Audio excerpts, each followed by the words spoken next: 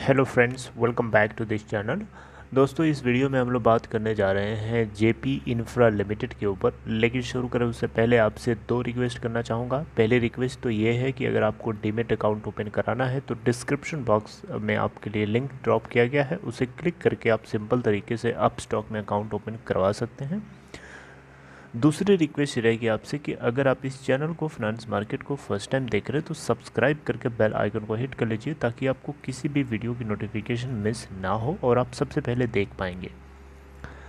तो दोस्तों, हम बात करने जा रहे हैं जेपी इंफ्रा लिमिटेड। तो सबसे पहले कल यानी फ्राइडे को क्या हुआ, सबसे पहले हम देखते हैं।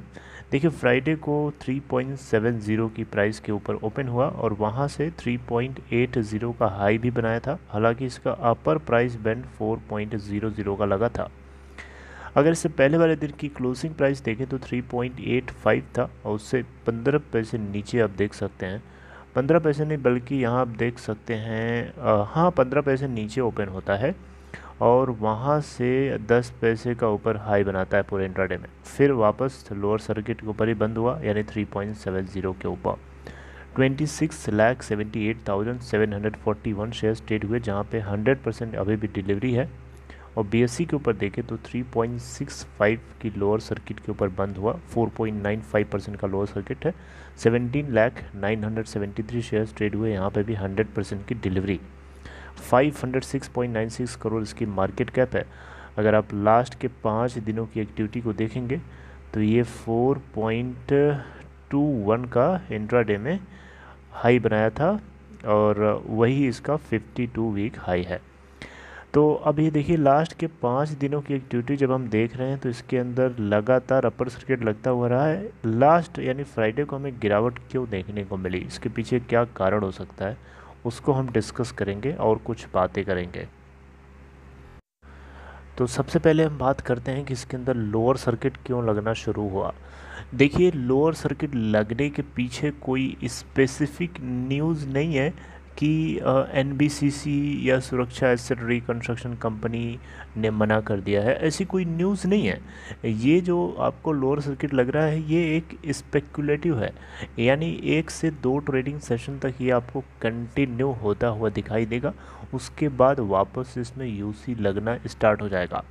ये ऑपरेटर्स की खेल आपको पता है अच्छे से। आज आपको पता है, आज मतलब कल फ्राइडे को आपको पता है कि जो ऑपरेटर्स हैं उन लोगों ने ज़बरदस्त तरीके का फ़ायदा उठाया। देखिए, मार्केट में माहौल क्रिएट किया, बिल्कुल पैनिक का। मार्केट धड़ाम से नीचे गिरा और नीचे गिरा तो उसमें बहुत सारे ऐसे लोग थे जो पैनिक में आकर के अपने माल को दबा करके बेच दिया।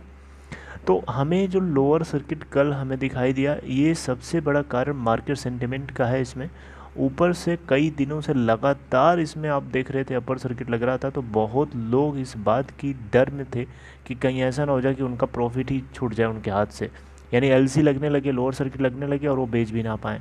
तो इस तरीके का डर बहुत लोगों के दिमाग में था और जिसका रिज़ल्ट ये निकला कि मार्केट का पूरा माहौल जब पैनिक था तो उस केस में बहुत सारे ऐसे लोग हैं जो ट्रिगर्ड हो गए इस बात को लेकर के कि उनका प्रॉफिट उनके हाथ से निकलने वाला है, बेचो बेचो, इस तरीके से ये लोअर सर्किट लगा दिया गया।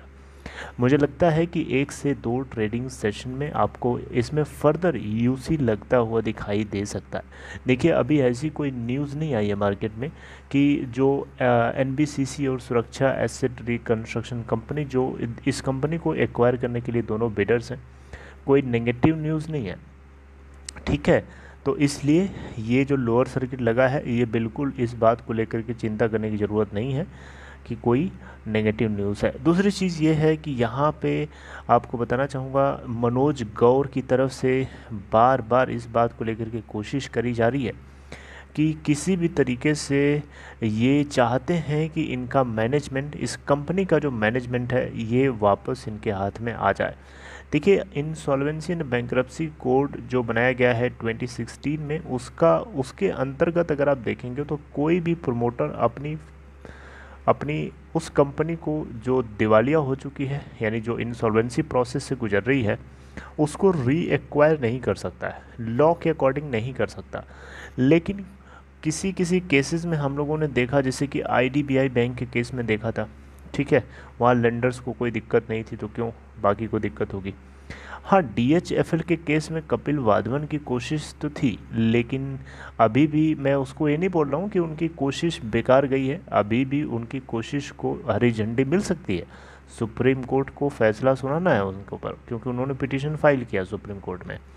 National company law appellate tribunal को उसके ऊपर जजमेंट पास करना है, तो अभी चांसेस हैं कि DHFL के कपिल वाधवन को उनके उनके रीएक्वायर की जो प्लानिंग है वो कहीं ना कहीं हो सकता है, पॉसिबिलिटी नज़र आती है।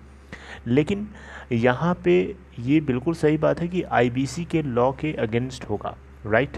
तो इसलिए मैं बोलता हूँ कि यहाँ पे अगर मनोज गौर को इस तरीके से अगर ये कंपनी वापस मिल जाती है तो ये दोनों के लिए विन विन सिचुएशन होगी, यानी शेयर होल्डर्स के लिए भी विन विन सिचुएशन होगी और जो उसके लेंडर्स हैं उनको भी विन विन सिचुएशन होगी, उनको किसी तरीके की हेयर कटिंग की ज़रूरत नहीं पड़ेगी। अब देखिए, कोई भी बैंक किसी को लोन देता है, 100 रुपये मान लीजिए 100 करोड़ का लोन दिया, 100 करोड़ में अगर उसको 90 करोड़ उसका हेयर कट में चला गया तो उसको सिर्फ 10 करोड़ वापस मिले ना, तो उसका 90 करोड़ तो पानी में बह गया। तो यहाँ पे NBCC और सुरक्षा एसेट रिकंस्ट्रक्शन कंपनी अगर दोनों तैयार भी हो जाती हैं, दोनों में से कोई अगर जीत भी जाता है, उस केस में क्या होगा, उस केस में 100% तो रिकवरी पॉसिबल नहीं है, ये आप लिख करके ले लीजिए, 100% कोई नहीं देने वाला।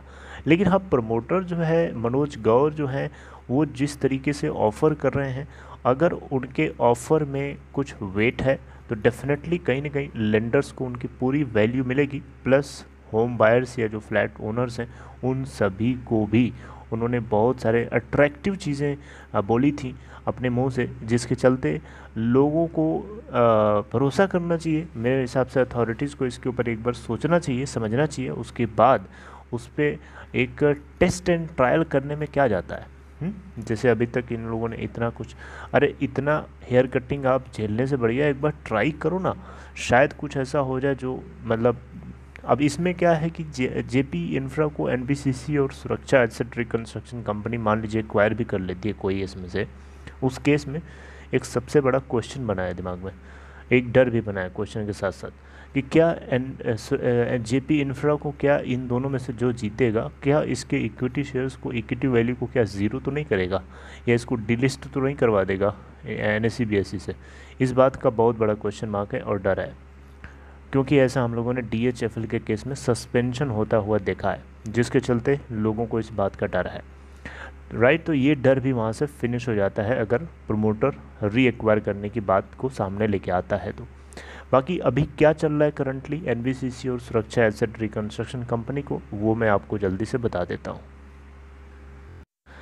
देखिए, अभी मैं आपको बता देता हूँ, देखिए आपको मैंने बताया भी था 14 जून 2021 से लेकर के 27 जून 2021 तक, आई थिंक ये जो डेट दी गई है, इस डेट के बीच में जो है दोनों के अपने अपने ऑफ़र्स दिए जा चुके हैं ऑलरेडी, और दोनों के जो ऑफ़र्स हैं वो पूरी तरीके से कॉम्प्लाइंट है एंड IBC को फॉलो करते हैं और सुप्रीम कोर्ट के डायरेक्शन को भी फॉलो करते हैं, ठीक है। तो इन दोनों के जो ऑफ़र्स दिए गए हैं, उन ऑफ़र्स को लेकर के जो है उनके ऊपर वोटिंग चल रही है। 14 जून से 27 जून लगातार वोटिंग चलेगी, और इस वोटिंग प्रोसेस में फाइनली हम लोगों को 27-28 तक पता चलेगा कि किसको ज़्यादा वोट मिले हैं। जो ज़्यादा वोट पाएगा वो विनर हो जाएगा, सीधी सी बात है, वो बिड को विन कर जाएगा, ठीक है। तो यहाँ पे जो वोटिंग प्रोसेस है ये बहुत ही ज़्यादा वैल्यूएबल है, और उससे जुड़ी हुई कोई इन्फॉर्मेशन अभी बीच में डिस्क्लोज नहीं हो रही है, क्योंकि अभी बीच में वोटिंग चल रही है, बीच में डिस्क्लोज तभी नहीं हो सकती ना, पॉसिबल नहीं है, ठीक है। अब ऐसे सोचिए ना, कहीं इलेक्शन होता है किसी स्टेट में, तो उस क्या पता चलता है आपको कि कौन कौन कहाँ से कितना हो रहा है, नहीं पता चलता ना, एक सीक्रेट बना रहता है। वैसे अभी ये सब सीक्रेट है, 27-28 तक पता चलेगा कि कौन इसको विन कर रहा है। ओके, मेरी बात समझ रहे हैं ना। तो ये एक्चुअली में सिचुएशन अभी चल रही है, अभी आप जो है सिचुएशन को देखते रहिए, वेट एंड वॉच करिए। अभी आपको अपर सर्किट इसमें लगता हुआ 1-2 ट्रेडिंग सेशन में मुझे लगता है कि दिखाई देगा। बाकी कोई बाज़ार का मैं ज्ञानी नहीं हूँ, हो सकता है मेरी बात भी गलत हो, क्योंकि सिचुएशन चेंज होती रहती है ना, इसलिए आप लोगों से यही बोलूँगा कि देखिए इसमें जो है वेट एंड वॉच करिए, अभी सिचुएशन टर्न हो जाएगी अभी। Okay, so I hope you like this information guys. अगर आपको कंटेंट अच्छा लगा तो प्लीज़ आप लाइक कर दीजिए, and I will see you something updating next time friends. Till then, take care.